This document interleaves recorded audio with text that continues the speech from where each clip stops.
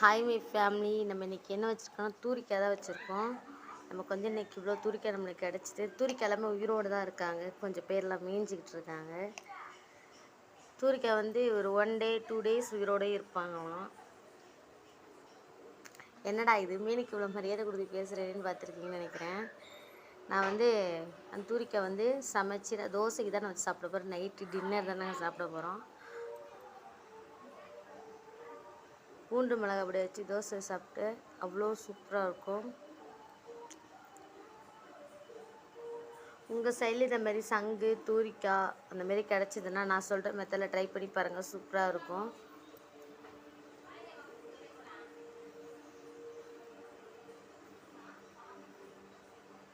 நான் ஆல்ரெடி ஒரு வீடியோவில் சொல்லியிருப்பேன். இந்த தூரிக்காய் சங்குலாம் உடம்புல ஹீட்லாம் தணிக்கும் அப்படின்ற நான் சொல்லியிருப்பேன்.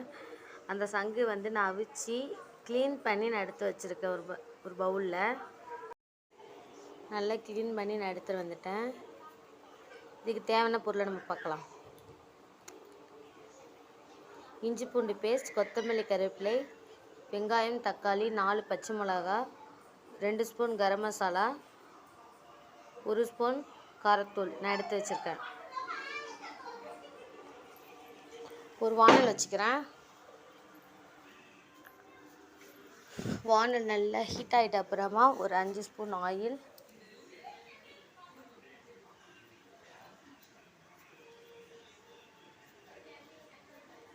ஒரு ஸ்பூன் சோம்பு, நம்ம நறுக்கி வச்சுருக்க வெங்காயத்தை நம்ம சேர்த்துக்கலாம்.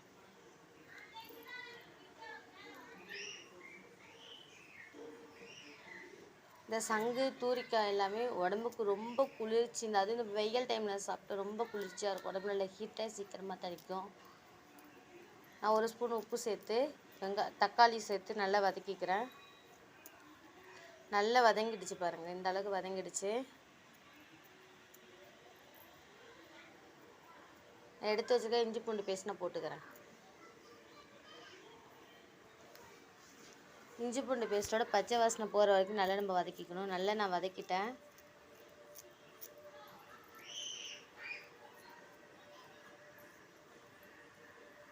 ஒரு ஸ்பூன் மஞ்சள் தூள், கரம் மசாலா, 1 ஸ்பூன் காரத்துக்கு ஏற்ற மாதிரி காஷ்மீரி மிளகாய் தூள் அதையும் நான் சேர்த்துக்கிறேன்.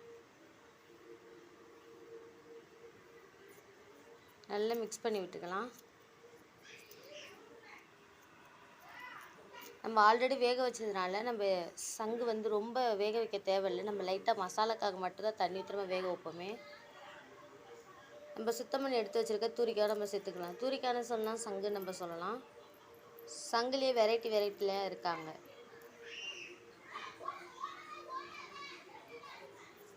நல்லா மசாலா இறங்குற அளவுக்கு நல்லா வதக்கி விட்டுக்கணும்.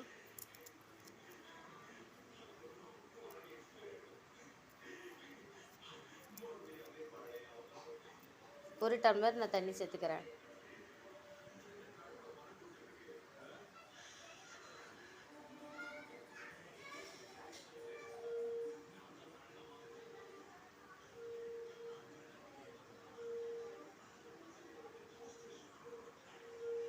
சூப்பராக ரெடி ஆயிடுச்சு.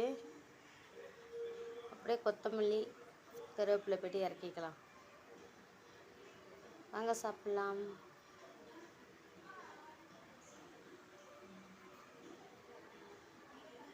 சேனலை மறக்காமல் சப்ஸ்கிரைப்